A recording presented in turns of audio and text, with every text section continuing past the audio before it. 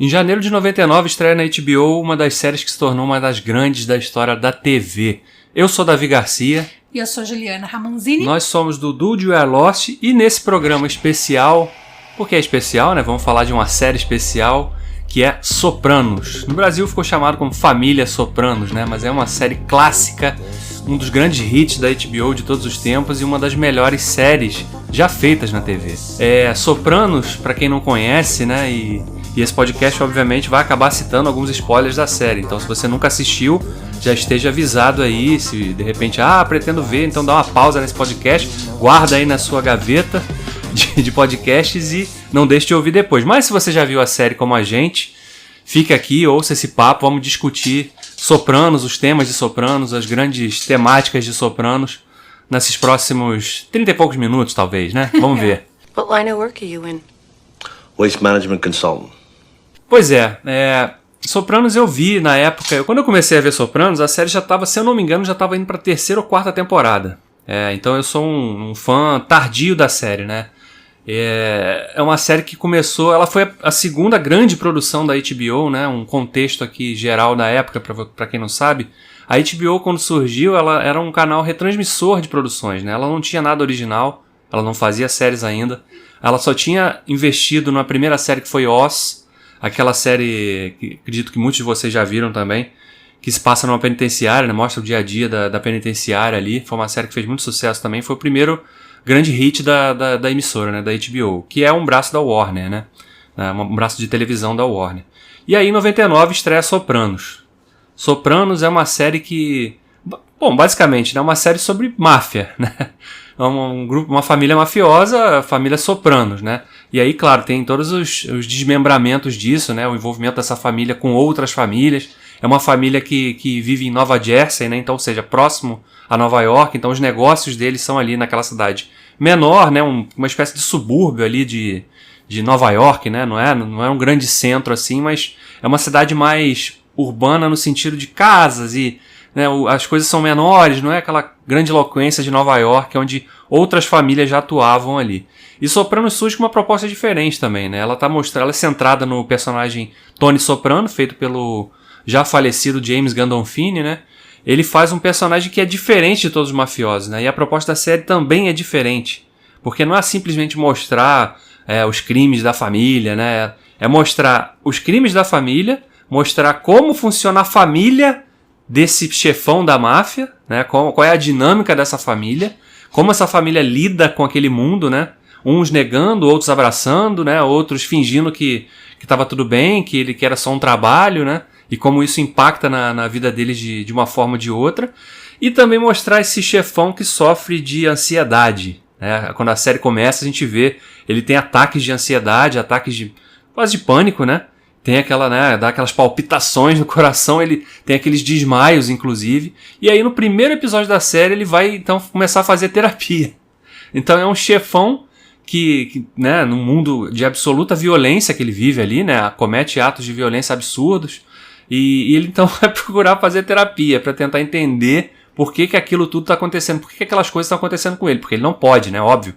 Ele imagina ter um desmaio na frente dos comandados dele, né, que ele ia passar um sinal de fraqueza para a família, né, e aquilo poderia ser muito perigoso para ele, né, e claro, num mundo desse, como a gente pode imaginar, e como a gente já viu em trocentos outros filmes e programas sobre esse mundo, é um mundo que não admite esse tipo de fraqueza, né? Então, ele tinha que buscar uma ajuda, mas ao mesmo tempo tinha que manter aquilo sob segredo. Então é assim que começa Família Soprano, né? Uma série que realmente, quando chegou, já chegou para mostrar, estamos fazendo uma coisa diferente. Não é só uma homenagem aos grandes filmes de máfia, né? Que o produtor e o criador da série, David Chase, sempre disse que era muito fã do gênero. E ele cresceu, inclusive, num ambiente que tinha muito daquilo, né? E ele, claro, que usou isso como ferramenta e como estímulo para ele contar essas histórias, né? Ao lado de outros roteiristas que foram entrando ao longo do caminho na série também. Então, Sopranos surgiu assim, de uma ideia de fazer uma longa história sobre a máfia, sobre uma família específica na TV. A gente só tinha visto coisas assim de mais sucesso só no cinema, né? Claro, Poderoso Chefão, né? Os Bons Companheiros. Então, obras que realmente foram seminais e que fizeram esse caminho aí para que Sopranos existisse, né? Sopranos não existiria se esses filmes, tão famosos e tão bons não tivessem existido antes também. A ideia da série é interessante. Eu vou ser bem honesta, eu não curto muito filmes sobre máfia, nem séries sobre máfia, nem nada sobre máfia, porque realmente é um assunto que não sei porquê, talvez, sei lá, não me agrada, me incomoda, me deixa angustiada, sabe? É um negócio que não me dá prazer, assim, é um assunto que me irrita profundamente. Mas vamos lá, o que tem de especial, então, pra pessoa que, tipo, já desgosta da temática? Por que eu gostei tanto de Sopranos? Eu concordo com toda essa dela ser uma série ovacionada, né? Ela tá aí figurando em todas as listas das melhores séries de todos os tempos. Todo mundo bota entre as 10, se não tá em primeiro. Porque tem realmente algo em especial. Porque não é só sobre a máfia, não é só sobre o crime organizado, é sobre toda a podridão da alma humana que tá por trás disso tudo, de tudo que o dinheiro, porque no fim é o dinheiro, né? O dinheiro e o poder, dinheiro e o poder, né? Que motivam essas pessoas a serem criminosas, a serem, né, sociopatas, elas são sociopatas, psicopatas, né? Mas toda a hipocrisia, a cumplicidade, toda a homofobia, todo o machismo, a misoginia, a hipocrisia. Hipocrisia, né? Principalmente, né? Porque a gente tipo vê assim, muito... porque não tiram Deus da boca, né? Então, assim, não saem de dentro da igreja, mas estão lá, né, matando, inclusive se precisa matar a mãe, matar o filho, por dinheiro, por poder, tá valendo. Então eu acho que a série, ela expõe essa podridão, né, da alma humana. E as contradições do ser humano, né? Exatamente, porque você se vê às vezes ele simpatizando com um personagem, porque ele é oprimido, mas lá no fundo você sabe que ele é um cúmplice, porque ele surfa na onda, né, tira proveito daquilo, né? Do dinheiro e do poder. Vive uma vida, entre aspas, boa, no sentido não de... abre mão, mesmo com a consciência pesada, por conta dessa ódio ao dinheiro e ao poder. Então, por ter essa profundidade que vai além, né, só das relações de crime, do ciclo do crime em si, eu acho que torna a série o que ela é, né? Porque também é uma obra que é aquilo, gente, o que um bom roteiro, né? Uma ideia simples, gente, um chefão da máfia que faz terapia.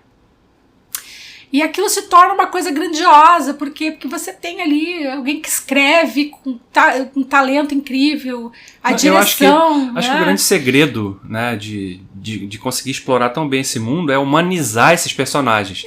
No sentido de mostrar que eles não são 100% do tempo maus, assassinos. Eles também são capazes de atos bons em alguns poucos momentos, né?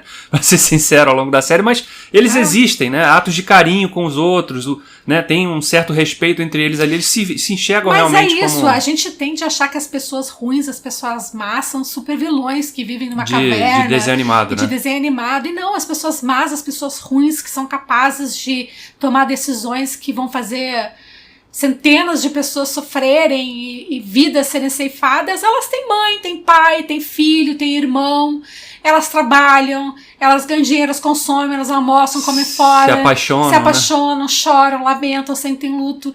As pessoas normais são as pessoas más, entendeu? Então, assim, é isso que a gente tem que a série joga na cara da gente. É a pessoa, o teu vizinho ali, que tá cortando a grama, que te dá bom dia, pode ser um sociopata, entendeu? Pode não ser ainda um sociopata praticante, mas pode ser um teórico, entendeu? Em tese, um sociopata, um sociopata em potencial. Então é isso que a série desperta na gente, né? Eu, pelo menos, assistindo, eu ficava fascinada.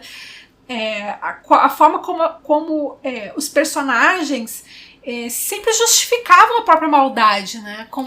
Você sempre tem uma desculpa, né? O próprio Tony Soprano, que acabou, claro, virando um ícone da cultura pop, porque ele era a figura realmente... Ele é o protagonista da série. A série tem muitos coadjuvantes que são muito bons, mas o protagonismo é sempre dele, né?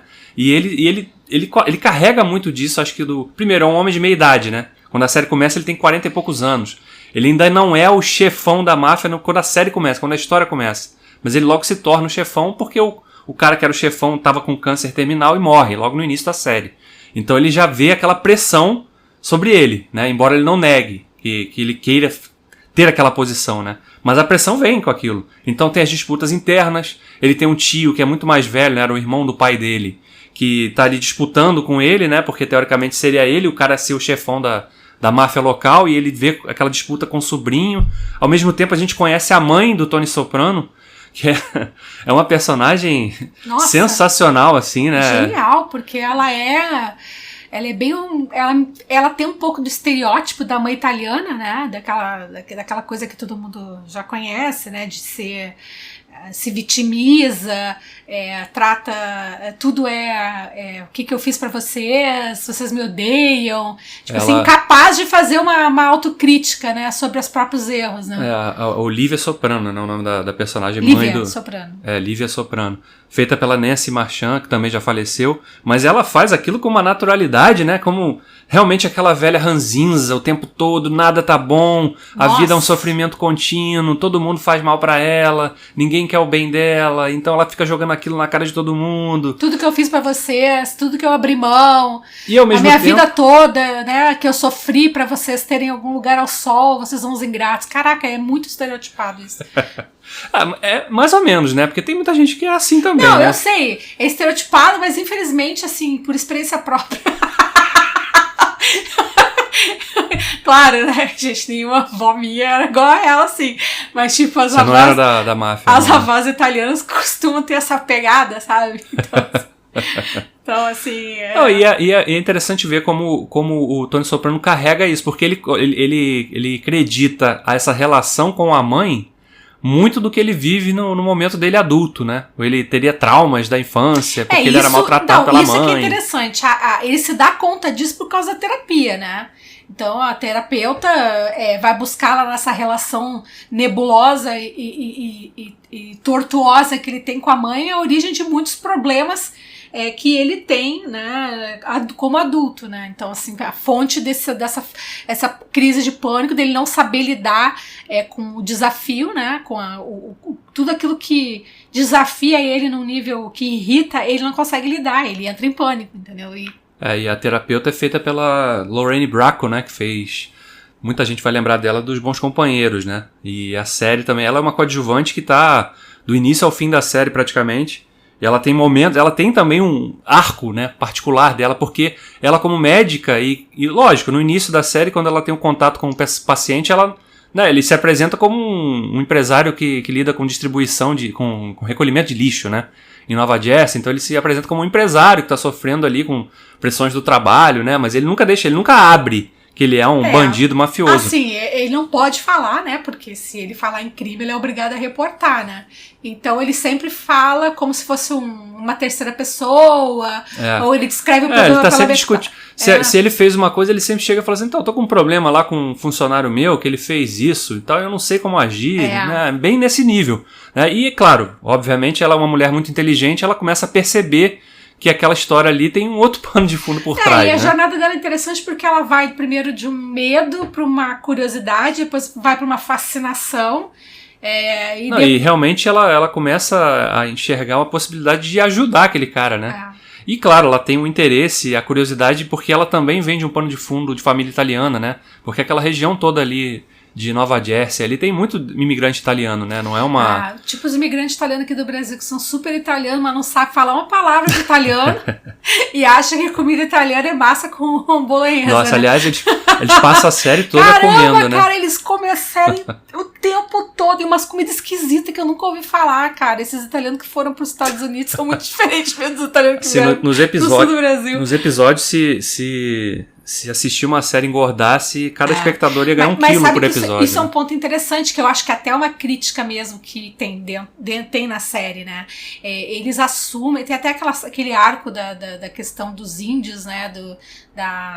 Quando eles questionam e querem fazer uma passeata contra o dia de Cristóvão Colombo. Sim, porque eles se sentem ofendidíssimos porque Cristóvão Colombo seria para os italianos um herói. Um mito, né? Um mito, e eles se sentem dentro da italianice deles, ofendidíssimos com isso, acham que eles estão protestando contra aquela coisa, tipo, nós estamos sofrendo perseguição e tal, tipo, porra, muito idiota, sabe? Essa mentalidade. E é uma crítica bem moça que é uma idiota, cara. Você não é italiano, você é americano, entendeu? Então, ítalo-americano, então, né? assim, pô, sabe? Nada a ver. E é a mesma coisa que, cara, igual em todo mundo, né? A pessoa, cara do céu, que tá na sua certidão de nascimento ali, entendeu? Onde você vive, com quem você convive. O passado é ótimo pra gente, né? Entender as raízes, né?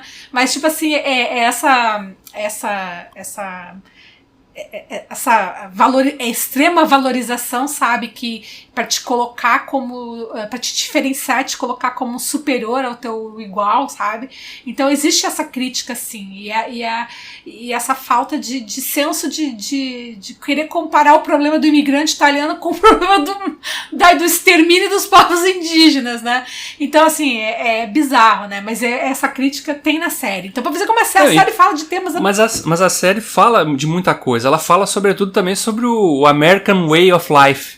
Porque Exato. muita aquela coisa, a defesa daquela, não, aqui é a terra da oportunidade e tal, desde que você seja bandido, talvez, né? Desde que você vai se dar bem se você for, né? Sair um pouquinho da lei, né? Aquela coisa, né? A hipocrisia americana, né? Claro, não se restringe aos Estados Unidos, mas é porque os Estados Unidos, eles têm muito dessa coisa da máfia, né? Muito dos italianos, não só italianos, né? Porque a série também mostra que tinham judeus mafiosos, né? E os conflitos entre esses grupos também, que vão acontecendo, mostra muito disso. Que às vezes os caras disfarçam um trabalho teoricamente legítimo, mas por trás daquilo ali tem uma série de crimes sendo cometidos, né? E as pessoas vivendo suas vidas como se fossem grandes empresários, realmente, né? E também a série mostra muito isso, não, né? E aquela coisa daquele mito como é que eu diria? Dentro da própria máfia de ter um código de honra, sabe? Tipo, eles têm o próprio código de honra e tal. Mas, gente, cara, piscou, levou uma bala, né, ali, né? Então, assim... inclusive, o Chase foi muito feliz, né? Ao longo das temporadas, ele sempre foi colocando coadjuvantes e que representasse assim, uma espécie de... Primeiro, era um problema que o Tony Soprano tinha que resolver aquilo, porque era alguma coisa que surgia sempre dentro da família, né? A família mafiosa aí, no caso. Ele sempre tinha, né?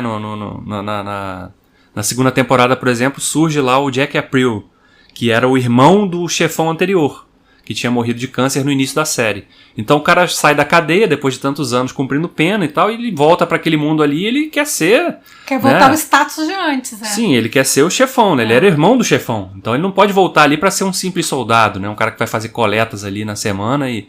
Então ele começa a criar uma série de problemas pro Tony, né? E como que vai lidar com aquilo? E aí entra na jogada também a irmã do Tony Soprano, que é outra personagem também. Bizarra. Carrega um caminhão de contradições, né? Uma pessoa totalmente despirocada da cabeça. Mas ela é uma grande causadora de problemas e novas tramas na série, né? Então, assim, e sempre de um jeito espiritado, né? Como se não fosse o problema, não fosse com ela, entendeu? Ela causa o problema não é mais dela. Então, assim, tipo, bizarro. E o próprio núcleo familiar dele, né? Que você tem a esposa, que Carmela, aguenta, né? A Carmela, que aguenta todo tipo de... Porque você falou na abertura, né? Uma das características principais do Tony Soprano é o machismo, né? E nisso aí entra a questão dele cometer adultério como se fosse tomar um sorvete, todo dia, né? Como então, é diferente, né? Tem amantes, as amantes... São as gumás, né? As amantes ligam pra casa e ela aguenta todo tipo de humilhação. Por quê? Porque não quer abrir mão do conforto, né? Exatamente, né? Desde que você não venha pra casa... né, com marca de batom, né? Embora que eu não possa descobrir, entendeu? Eu não posso ver, né? Porque ela sabe que as coisas acontecem, né? E assim, tipo, essa tolerância... E ela joga aquilo no início quando a série começa, ela joga... E aquilo na primeira e na segunda temporada, ela joga muito dessa culpa, entre aspas, dela, de aceitar aquilo ali, por ser uma católica fervorosa, eu não posso me divorciar, porque, né? E ela se aproxima do padre, né? Que o padre tá sempre na casa dela. E tem um momento acho que é divisor de águas da personagem, porque você vai vendo ela como uma coitada, né?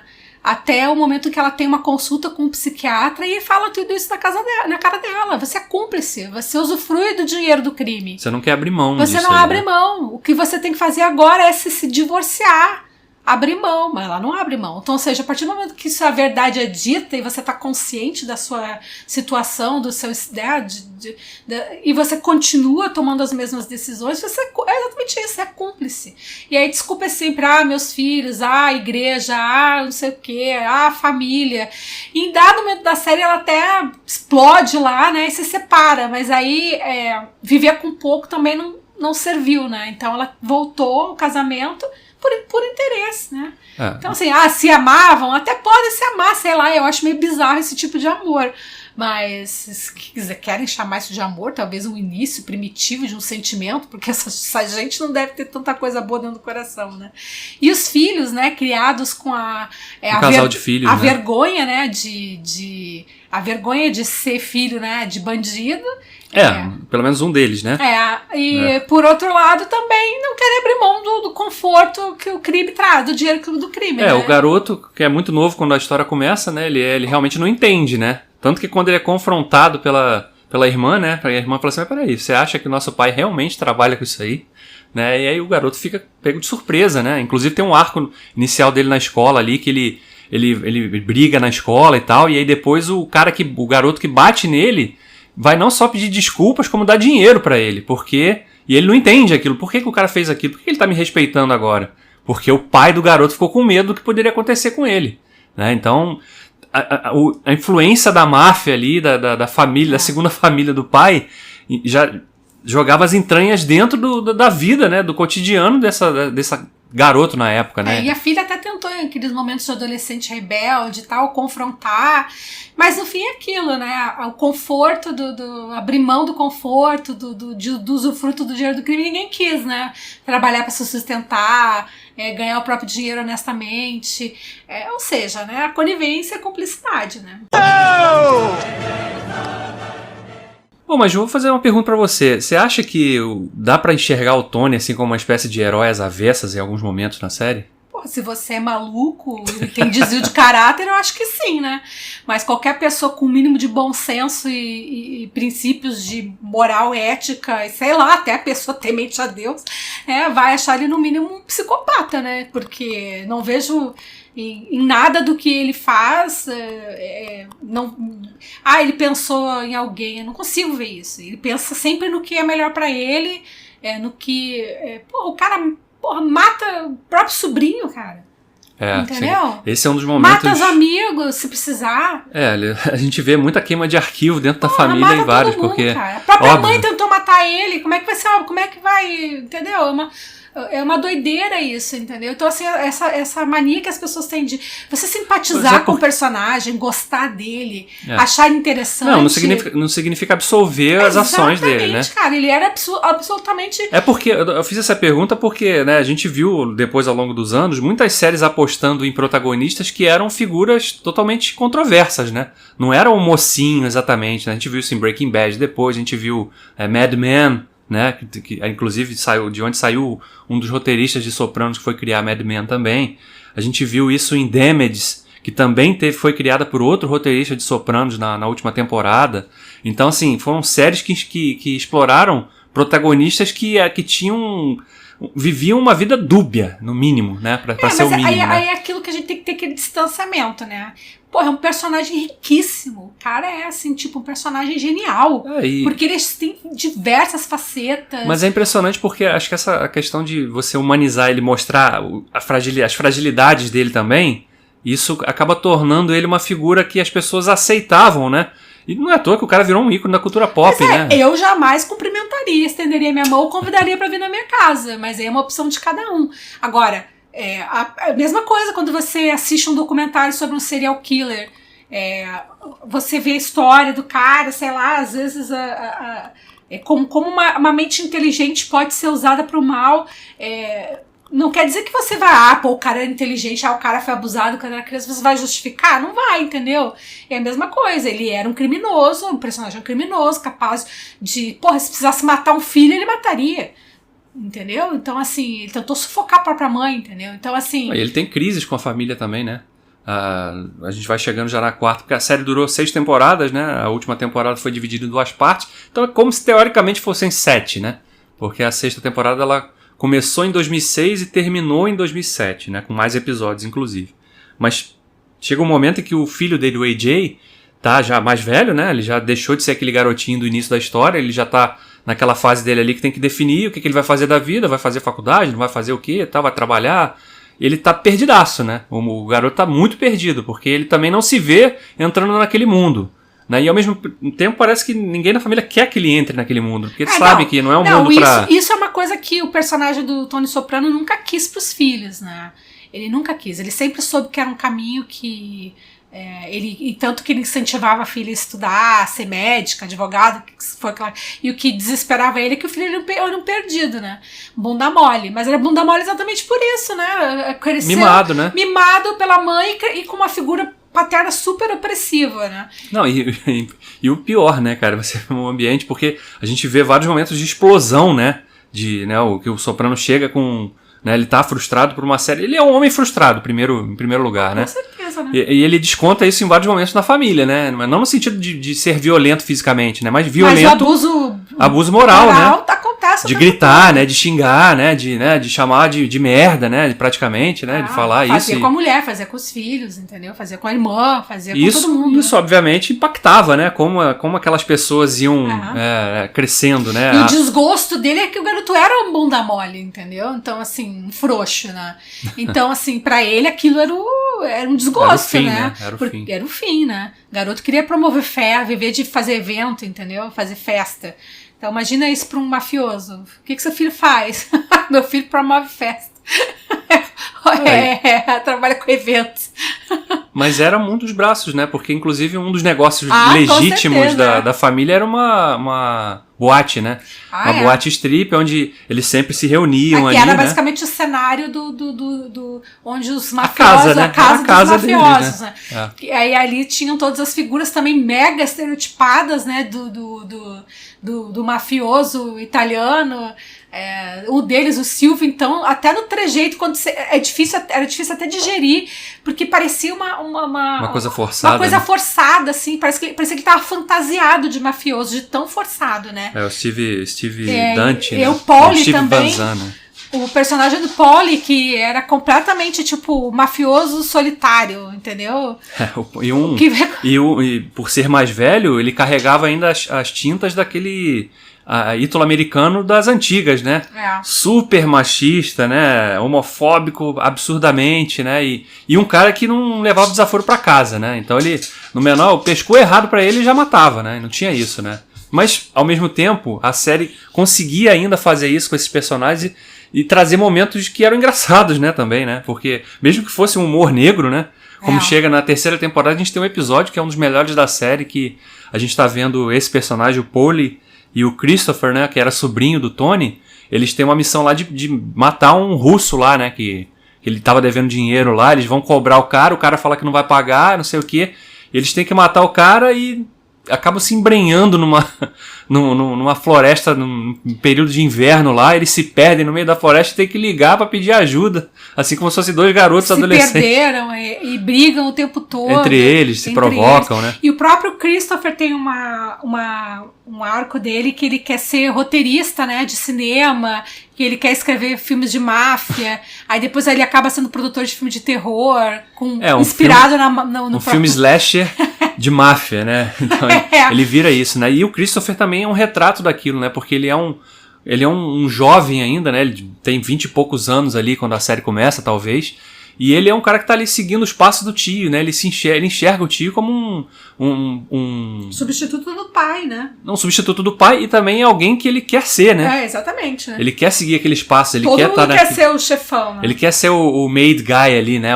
Né? Na gíria da máfia ali, né? O cara que faz parte daquilo que todo mundo respeita, porque sabe que ele é um bandidão, não sei o que, e com ele ninguém pode, né? E ele tem uma relação muito conflituosa também com a personagem da Dredd Mateu, que é a Adriane, né?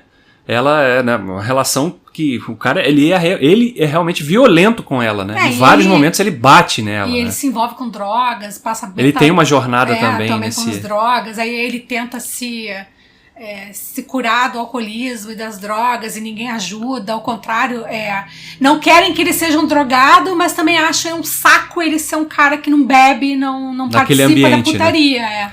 Então, assim, é bizarra a jornada dele. E ele acaba, como eu falei, sendo assassinado pelo próprio tio, que vê nele, que acha que ele é um cara fraco por conta disso, entendeu?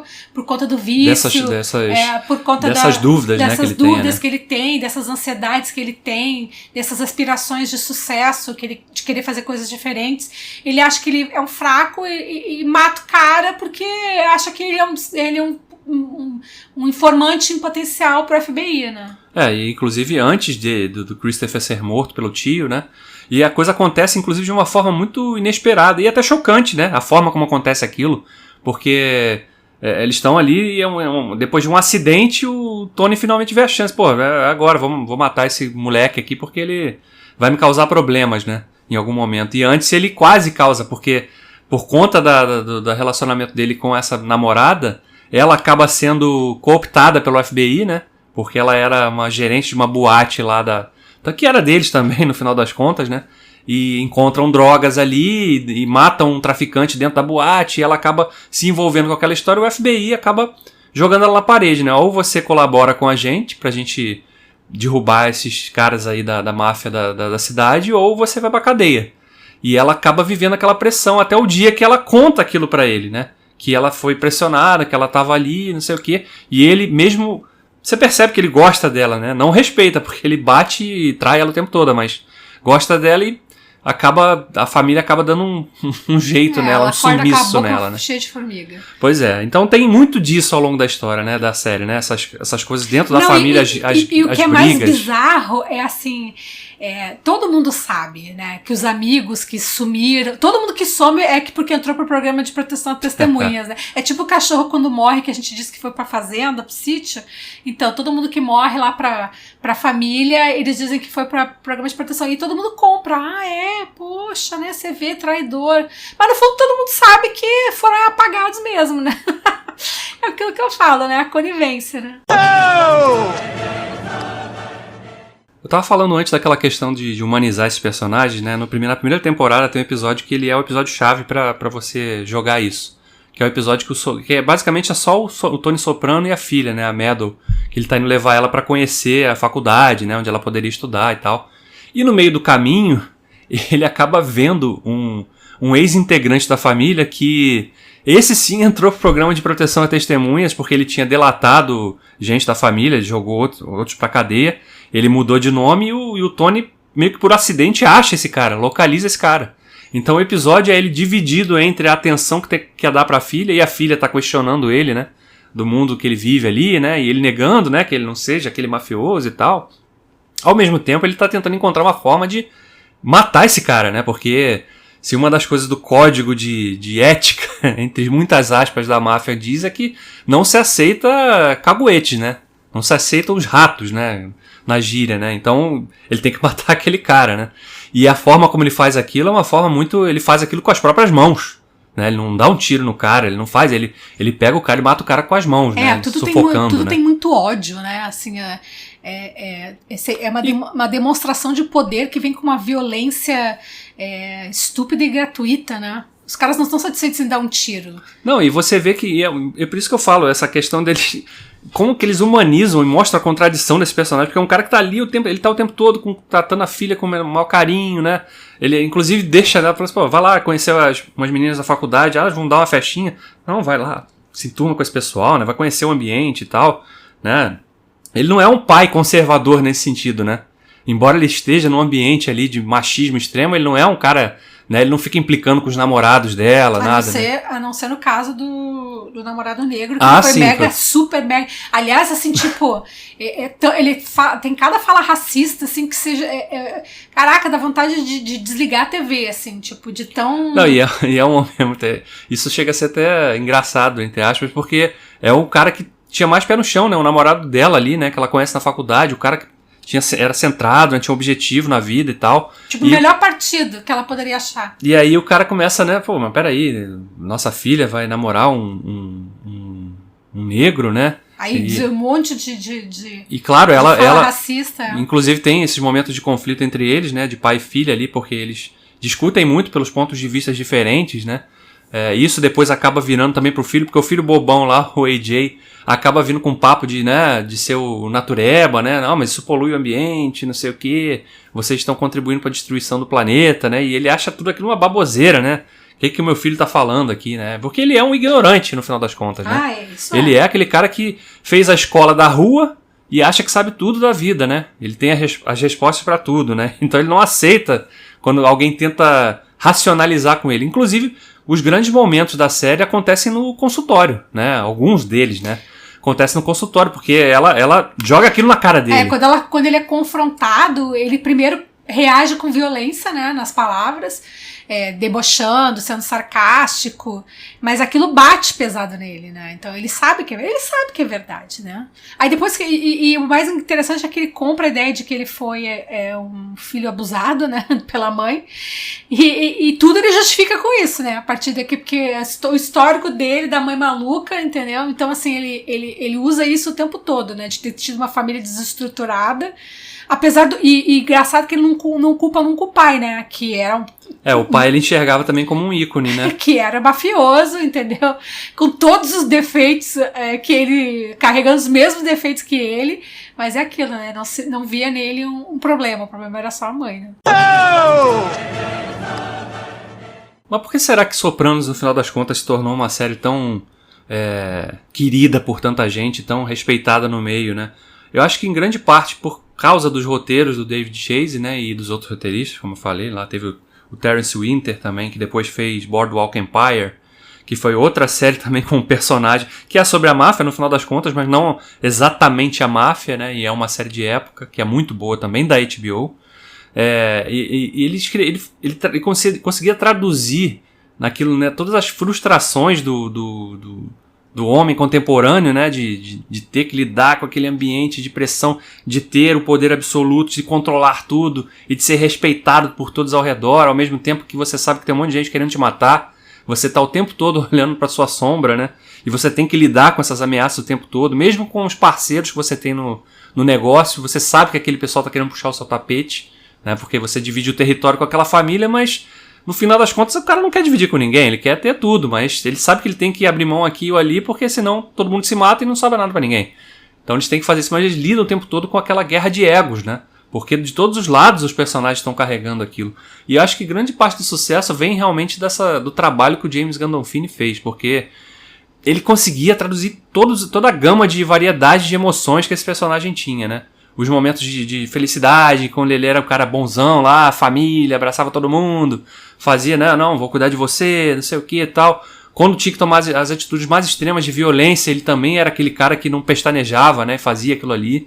E então, ele carregava muito daquilo, né, era um trabalho realmente que acho que sugava muito do ator, inclusive explica, ele era, né, na época ele virou, realmente a vida dele virou de ponta cabeça, ele era um desconhecido quando Sopranos começou, né. E ele virou realmente uma coisa, né, nos Estados Unidos principalmente, né, ele era um cara lá da região de Nova York mesmo, e ele não podia sair na rua, porque as pessoas não deixavam ele em paz, assim, né, e muita gente confundia o ator com o personagem, né, inclusive, né, fazia muito daquelas brincadeiras com ele e tal, ele inclusive sofria muito realmente de ansiedade mesmo com isso, né, tem até uma história no livro que chama Homens Difíceis, que foi até lançado no Brasil, que conta que teve uma gravação que eles tinham que fazer, uma cena lá que tava todo mundo esperando e ele simplesmente sumiu. O cara sumiu por uma semana, ninguém localizava ele. Ele tava assim, perdido e os caras não sabiam mais o que fazer. De repente eles localizaram ele num salão que ele tava perdido, bêbado lá, totalmente fora de si. Já tava lá, ele também sofria com esses problemas, né? E a gente não sabe até que ponto isso ajudou ele a compor o personagem também, né? De ser esse cara atormentado, né? Realmente depressivo também, né? Porque a gente sabe que em muitos momentos aquela ansiedade dele era fruto de uma depressão também, né? Que obviamente ele não podia externar porque, né, aquilo seria visto como uma fraqueza, né?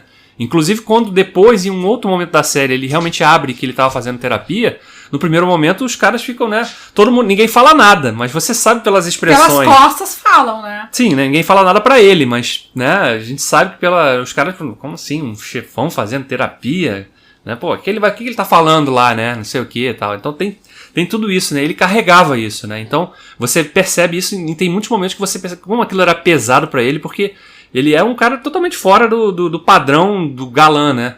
É um cara ali de meia idade, gordão, já tava, né? Sobrepeso, né? Meio careca, né? E que falava, e tem muitos momentos que a dificuldade dele, inclusive, pra falar, porque Nossa, ele tava sempre ofegante, é sempre, angustiante, né? isso. Ele tá sempre, ele tá falando, né? Você sente aquele respiro que ele consegue, assim, que ele não conseguia, você não sabe até qual o ponto ali que ele tava interpretando, ou qual era o peso daquilo realmente, que ele mergulhava naquilo, né? Você tá falando de um ator que tinha que mergulhar num personagem difícil ao longo ali de 5, 6 meses gravando uma temporada, né?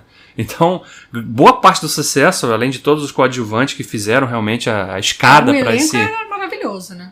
E as participações especiais que vão ocorrendo ao longo da série, né? O Steve Buscemi, né? Que depois foi fazer o Boardwalk Empire, ele surge na 5ª temporada como um primo do Tony Soprano, faz um personagem também que é muito singular, porque ele surge como aquele cara que cumpriu pena na cadeia, que saiu da cadeia e queria levar uma vida honesta, né? A princípio. Só que ele percebe que ele não vai conseguir fazer aquilo. Então quando ele percebe isso, ele realmente abraça aquele mundo de uma forma que provoca um problemão pro Tony Soprano, né? Um problemão que vai reverberar ao longo da 5ª e da 6ª temporada toda, né? Um problema com a família de Nova York. Uma ação que o primo dele ocasiona. E que o Tony resolve com as próprias mãos, inclusive, né? Ele resolve com as próprias mãos, matando esse primo, né? De uma forma bem chocante, gráfica, inclusive, um momento bem gráfico da série, bem violenta, né? E isso carrega muito. Então, você, ao mesmo tempo que tem o fascínio por esse personagem, você tem momentos que você, porra, caramba. E aí acontece que ele sofre não é um atentado, né? Porque a relação conflituosa que ele tinha com o tio, em dado momento, culmina que o tio tá ficando doente, né? Mentalmente doente, né? Ele tá... sofre de Alzheimer, né? Então ele tem aqueles flashes de memória, né? Que ele acha que ele tá vivendo no passado, e então ele não reconhece as pessoas, enfim, que é comum, né, na doença, né? E ele acaba dando um tiro no Tony, né? Isso no final da 5ª temporada. É o gancho da 5ª pra 6ª temporada. E o Tony Soprano, quando a 6ª temporada começa, ele tá no hospital, né? Ele tá ali entre a vida e a morte, né? E ele tem um vislumbre de uma outra vida que ele poderia ter levado, né? Então a série explora isso, né? A gente vê o Tony Soprano, ele vira uma outra pessoa. Ele era um vendedor lá de seguros, né? Se eu não me engano. E ele fica, ele sabe que ele não, ele é aquele delírio do coma, né? O cara tá em coma. E aí, é bem aquela história das pessoas que veem a luz, sabe? Em coma, é o que acontece com ele. Ele tem essa experiência, né, de como se ele fosse outra pessoa, tivesse outra vida, até que ele chega numa casa e ele vê esse primo, o primo dele diz pra ele entrar, e quando ele olha a porta da casa, vem a luz, a figura, tipo assim... A figura de linguagem, perfil, né? Um perfil como se fosse a mãe dele chamando ele pra entrar, aí ele acha que ele decide que não tá preparado ainda pra morrer. E aí ele sai daquela... E volta, né? Mas volta, né? Como todo mundo, né? Volta, né, com uma perspectiva diferente da vida, né? E tal, né? Que de repente não vale a pena, né? Esse estresse todo aqui, né? De viver essa coisa. Mas claro que o peso daquele ambiente logo se coloca sobre ele, né? E a gente chega então nos 44 do segundo tempo da série com, né, ele resolvendo aqueles problemas todos da família, os conflitos com a outra família também. Já matou tanta gente, né? A família meio que aceitou aquilo, né? Porque em um dado momento a Carmela se pede o divórcio dele, né? Porque ela simplesmente fala que não vai mais aceitar nada daquilo, né? E obviamente ele também não aceita aquilo porque não seria bem visto, né, no meio, né, ele não ter uma mulher, uma esposa, né, e tal. No fim, assim, a última temporada tem todo esse desenvolvimento, né, dessa guerra entre famílias, né, que acaba com um acordo por trás, né, para eliminar esse conflito, mas é aquilo, né, é a disputa por poder, é a disputa por território, é a disputa por dinheiro, e aí a gente tem essa falsa sensação de que, nos últimos episódios, a falsa sensação de que tudo se resolveu, mas aí é que vem aquele final, né, Davi, que entrou pra história da televisão, né, que... Nossa. Então tem toda... É interessante a gente falar isso, porque existe essa construção de que teve uma guerra entre famílias, né, mafiosas, disputa por território, disputas pessoais, né, rixas pessoais, sacrifício dos dois lados, né, de vidas, essa reunião de alinhamento, dando a sensação de que as coisas ficaram resolvidas, mas aí se constrói toda uma tensão nesse final, e aí a cena, pra quem não assistiu... É uma tensão crescente, É uma tensão inclusive, crescente, né? a cena é uma cena boba, a família decide que vai jantar fora, vão se encontrar no restaurante, sei lá o que, esqueci. Uma lanchonete Uma qualquer. lanchonete, aí entra o Tony com Carmela e o AJ, e a Meadow tá indo pro restaurante. Só que assim, o que era pra ser um encontro de família descontraído tem Uma carga de tensão, porque eles estão. A Carmela, o AJ estão. Ninguém parece tenso. Mas o Soprano tá toda hora olhando pro lado, tem sempre alguém olhando pra ele. Sabe? Quando você começa a desconfiar do cara que tá sentado no balcão, o cara que tá passando por ele no banheiro. O cara que entra na porta, né? O cara que abre a porta, as pessoas que estão na mesa ao lado que se entreolham e olham pra eles. Aí você começa a sentir uma agonia. Tipo, meu Deus, alguma coisa vai acontecer. Porque sabe aquela coisa do filme de suspense que você sabe que em algum momento a porta vai abrir, vai pular um gato, ou que vai cair alguma coisa, fazer um barulho pra te assustar, e você vai vendo aquele clima de tensão sendo construído, e você fica esperando o acontecimento. Então, aí a última cena a gente vê a Meadow descendo do carro, indo em direção à porta do restaurante. Então, toda essa sensação tá aí. Você imagina, meu Deus, vai entrar alguém e vai matar todo mundo, né? Aí o que acontece, Davi? Surge uma tela preta, né? Uma tela preta que não tem som, não tem música, não tem nada por alguns segundos, né?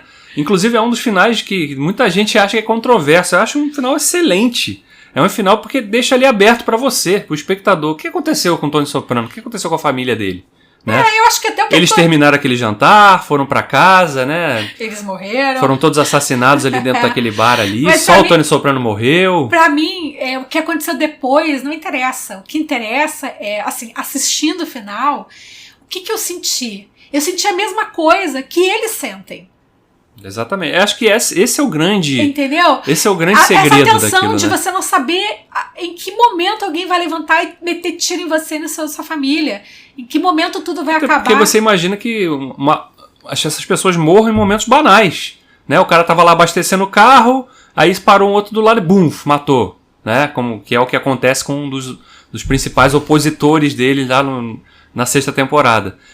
Ou pode ser num jantar convencional com a família. Você não vai estar você não vai estar no negócio, você não vai estar numa briga com outra família pra morrer. Você vai estar vivendo a sua vida normal, entre aspas, e são pessoas que ou acabam mortas ou acabam presas, né? Então não tem muito pra onde fugir, né? Você já tem isso na sua cabeça.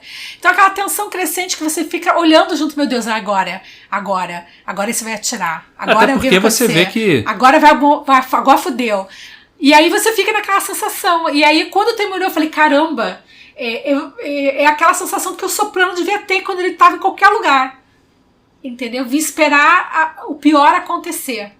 Então, sei lá, pra mim, não sei, foi a sensação que eu tive assistindo essa cena final. E pra mim eu achei genial por isso, porque te coloca na perspectiva do personagem, entendeu? E na época, isso foi uma polêmica terrível, porque muita gente achou que tinha dado problema na transmissão. Cortaram a última cena da série. Caramba, ligaram xingando a operadora, a HBO, porque cortaram a cena. O que acontece no final? Não, o que acontece, você imagine aí o que acontece. E até hoje, a gente está em 2020, a série terminou em 2007. O David Chase nunca falou. Qual que é a ideia dele? A ideia é que você interprete aquilo da forma que você quiser. O cara nem sabia o que fazer depois. Tipo, termina aí, porque eu não quero terminar essa história. E você percebe que foi uma série que realmente consumiu tanto o David Chase, né? Esse, de novo, falando desse livro de Homens Difíceis, né? Que fala basicamente sobre... não só sobre Sopranos, né? Fala sobre o processo criativo desses caras que fizeram essas séries Sopranos, Breaking Bad, Mad Men, The Wire, né? E há muitos relatos que o David Chase era uma pessoa difícil, né? Então e depois de Sopranos ele não fez mais nada. Ele teoricamente seria um produtor, né, muito, né, e a gente já vê o nome dele aparecendo em um monte de coisa, mas não, ele não, porque o sonho dele sempre foi ser um diretor de cinema, e ele nunca conseguiu isso, né? Ele nunca conseguiu porque os trabalhos, os roteiros deles eram sempre rejeitados, então ele fez o nome dele na TV, antes de chegar em Sopranos. E aí ele fez Sopranos, foi como se fosse o ápice da carreira, né, e aquilo representou realmente, parece que atingiu o pico da minha carreira, então não vou conseguir fazer mais nada, né? E parece muito isso, né? Realmente, porque você vê é um ápice de um trabalho ali que que sugou tanto, né? O cara trabalhou nessa série estreou em 99, ele tava trabalhando nessa série já pelo menos um ano antes, 98, né? E a série durou aí depois ainda 7 anos, né? E era um ritmo pesado, realmente, né? De um trabalho que consumia muito e tal. E Sopranos, acho que é realmente a tradução disso, né? De um trabalho na TV que emula muita coisa que a gente viu no cinema, de fato, né? Em muitos níveis, né? Tem, claro, as restrições da TV, né? Com às vezes o formato, né? Muita cena fechada de interior e tal, mas Sopranos também se permitiu contar a história de uma forma mais cinematográfica em muitos momentos, né? Como você tem naquele episódio lá da terceira temporada, do 10º, que eles basicamente filmam só na floresta, né? Então teve muitos desses momentos, e uma série que está falando desses personagens que são figuras desprezíveis no final das contas, e mesmo aqueles que não estão diretamente envolvidos na máfia, mas que aceitam aquele mundo ali, tá falando isso de uma forma muito crua, mas ao mesmo tempo que as pessoas se identificam, porque elas provavelmente conheciam alguém que tinha aquela vida, né? Vinham daquele pano de fundo, né? Então você enxerga aquilo ali e ao mesmo tempo fica naquela coisa, né? De, pô, o cara é bem sucedido, tem dinheiro, vive numa casa boa, mas você se imaginaria vivendo aquela vida pra ter aquilo ali? Pra você ter que viver o tempo todo olhando pra trás, pra sua sombra, ter medo dos seus amigos? Porque isso acontece da sua família, né? Exatamente. Então, acho que é essa grande ponto o grande segredo de que faz Sopranos ser realmente um ícone da... E talento, né, gente? A gente tem que reconhecer quando... o talento ele não eu acho assim, as pessoas nem sempre a gente vai fazer coisas perfeitas e memoráveis no trabalho da gente. Tem dias que a gente faz coisas ótimas, tem dias que a gente faz coisas ruins, mas Soprano é aquela conjunção quando dá tudo certo, sabe? Você tem a conjunção de bons atores, bons roteiros, uma direção impecável.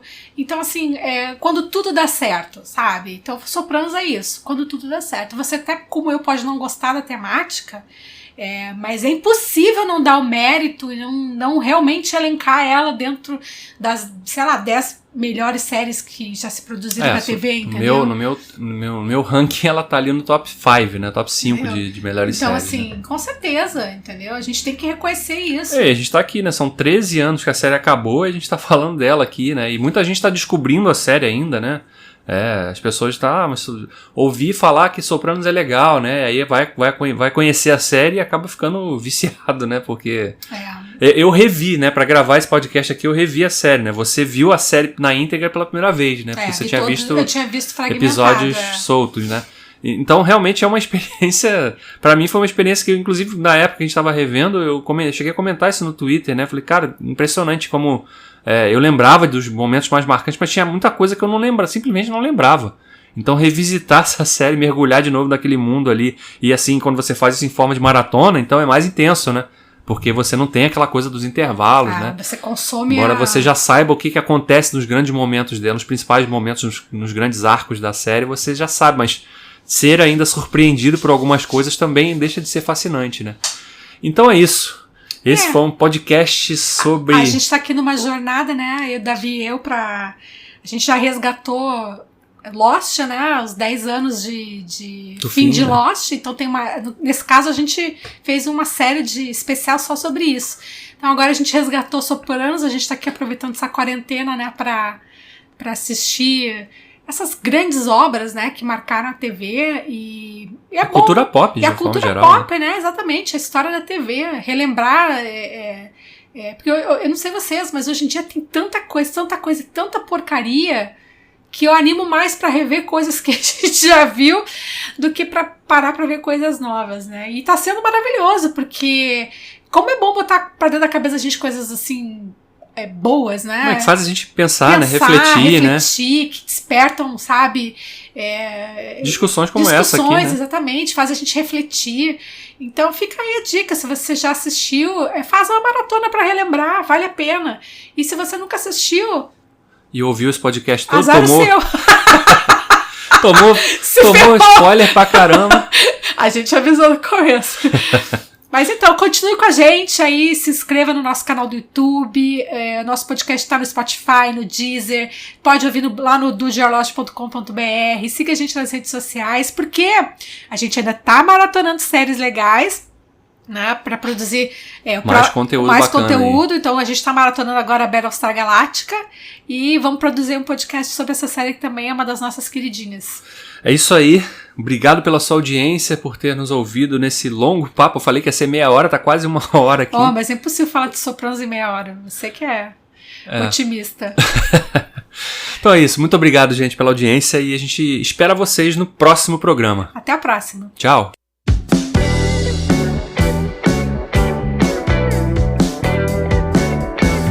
Você acabou de ouvir o Dudecast, o podcast do blog Dude You Are Lost, que está disponível nas principais plataformas agregadoras de podcast.